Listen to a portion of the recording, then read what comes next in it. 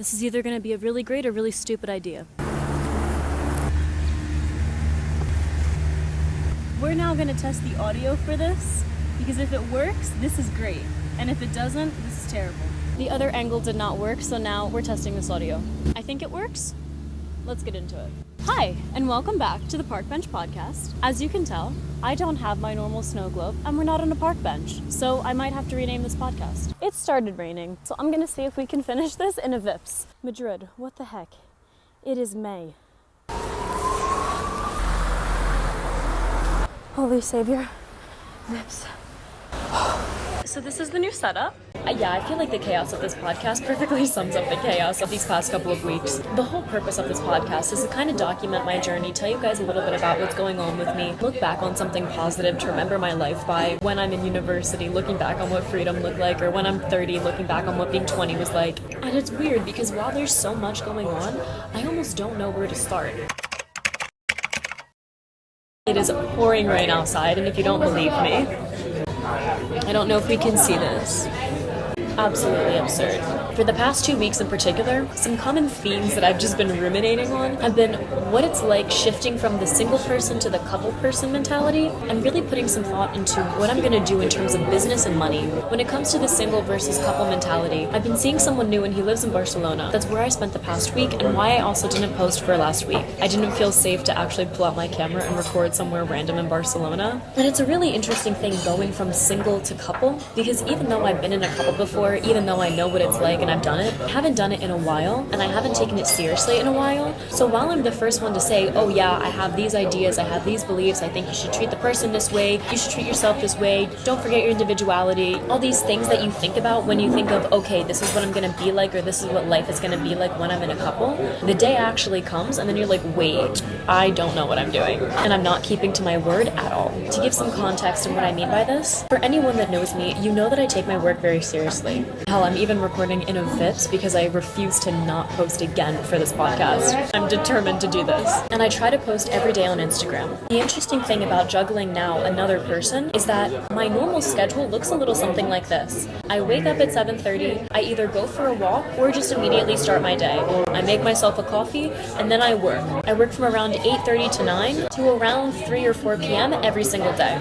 Obviously this is going to change when I go back to university, so I'm going to have to adjust either way, but it's been especially interesting learning to adjust with another person, because instead of it being, oh, I'm going to university and I'm being productive, it's now, oh, I'm waking up early and I'm having breakfast, or I'm just spending time with someone else. And it feels like this weird sense of unproductivity, if that's even a word. And it's not something I'm necessarily sad about or mad about, but something that I'm noticing is affecting me a lot more than I thought it would. And it's weird for me to even admit that, because I was the same person that wanted to pursue something. Anyone that knows me knows that I love the idea of being in a 20, 30, 40, 50 year marriage. Like, I've never been opposed to commitment, I've never been opposed to having a relationship. Then the second that I have it, I'm now realizing that I am very type A, and that's not necessarily compatible when it comes to building something with another person.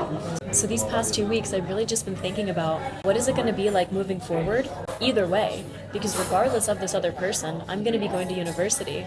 So should I keep the clients that I have and still make the money that I am? Or should I take a cut on the kind of money that I'm making in terms of not working with those clients, focus on my own self, my own little streams of income, and try to build it up naturally while working in uni? And this kind of brings me into the second thing that I've been wrestling with, which is money. Right now, as I said before in the last podcast, I'm making around $5,000 a month. I have a client that's paying me $1,800, another client that's paying me $1,600, another client that's paying me $600, another client that's paying me $1,000. And while it all sounds great, while it all sounds dandy, in reality, it really isn't. I'm a huge believer in be careful what you wish for and be intentional and clear in what you wish for, because of situations like the one that I'm in right now. I wrote down in my journal, by the end of May, I'll be making $5,000 a month. I wrote this in January. I started making that kind of money 2 months ago. What I did not write, though, when I was writing this affirmation, was how I'd be making this money. Because before, when I was making $2,000 or $2.5K per month, yes, of course, I had the stress of not being able to buy the things I wanted to buy or do the things I wanted to do. But I also didn't have the stress of fulfilling so many different needs for so many different clients, including myself, and wanting to build. And as I have IE approaching, as I have this new kind of phase of life coming in, I've been really trying to think about, do I want to keep these clients? Am I okay with taking a bit of a pay cut? And what's my life and what's my lifestyle going to look like if this actually does happen? Because I'll be the first one to admit, I don't want to be broke. I don't like the feeling of not having money. I don't like the feeling of having to look at the price of bread.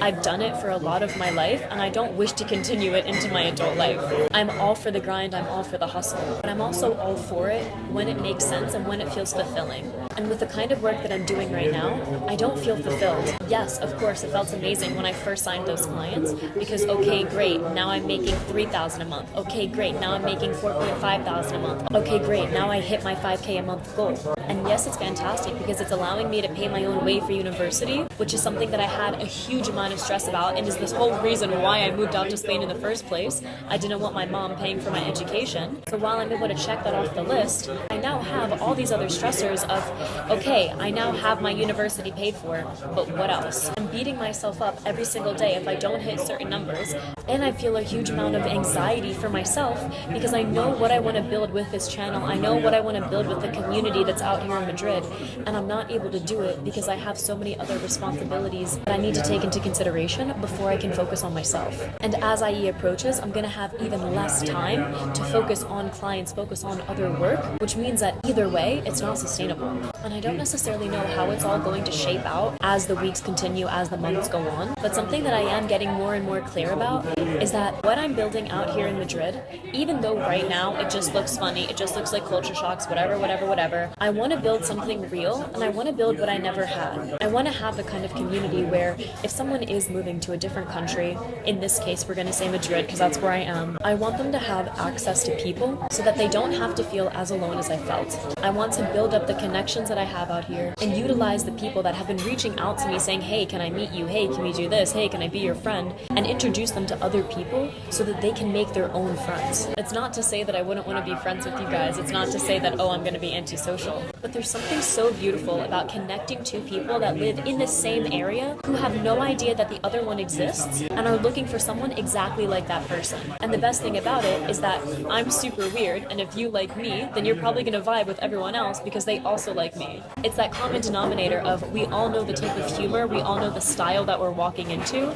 so it's not like anyone's going to be confused or weirded out that you have other people that are relating to someone like me that can share some of my kind of experiences, maybe just even my sense of humor, and you have that familiarity, you have that commonality with everyone. And especially because I'm going back to university and very, very soon I'm going to feel this need, this want for community again. I want to build something real and continue in that building because again, no matter what phase of life you're in, no matter where you're going to go, we always need people at the end of the day, and we know exactly what it feels like when we don't have them. You can call yourself an introvert all you want, you can say that you don't like people all you want, but you also know in your loneliest moments, sometimes it just takes that one good friend to turn everything around.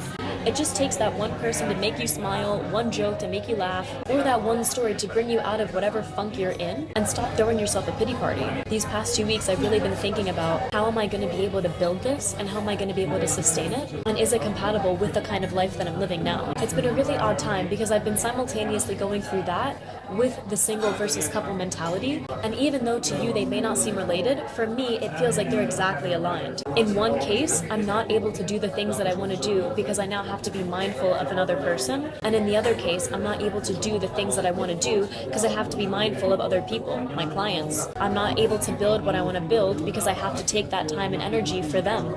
I made a commitment, I signed a contract, I have to do the work. And in the other case, I didn't sign a contract, but there is a sort of emotional agreement that you have with another person when you decide to get into a relationship of, hey, we're going to prioritize each other in the sense that we feel we're complementing each other, we're a companion to the other person, we're not a burden to the other person, and we're growing and we're evolving into something real. So as of now, my nata has melted, and I have some people looking at me, so I might have to end this podcast. But for episode 3 of the Park Bench podcast, I really think the main theme that I want anyone who's listening to this to take away from is that it's okay to maintain your individuality as long as you're not doing a disservice to the other person by completely sidelining them or not prioritizing them in the way that they deserve. Just as much as it's okay to redirect what your initial path was, even if it goes against what you currently want.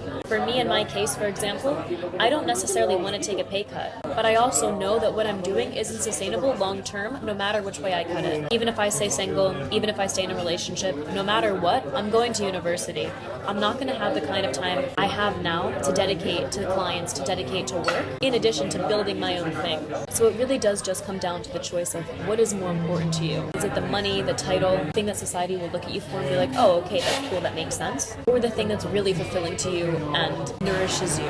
I don't know why, but I keep thinking of my soul and purpose. And anytime I'm doing work for anyone other than myself, I feel like I'm disrespecting my soul. It could just be an ego thing. It could be the inner narcissist in me. I don't know. But all I know is that whenever I work on things for myself, even if it's for other people, I always feel this great sense of accomplishment. And anytime I'm doing something for someone else, yes, of course, it feels nice to help them, but I don't feel that same level of satisfaction and gratification. So maybe next week, I don't know, I have 2 less clients, I'm making half the money that I normally make, and I'm twice as happy. Or next week, I have the same number of clients, and I'm just as miserable. At any rate, I'm going to finish my coffee, try to enjoy whatever the hell this rainy day is giving, and I'll talk to you again soon. Thank you for being here.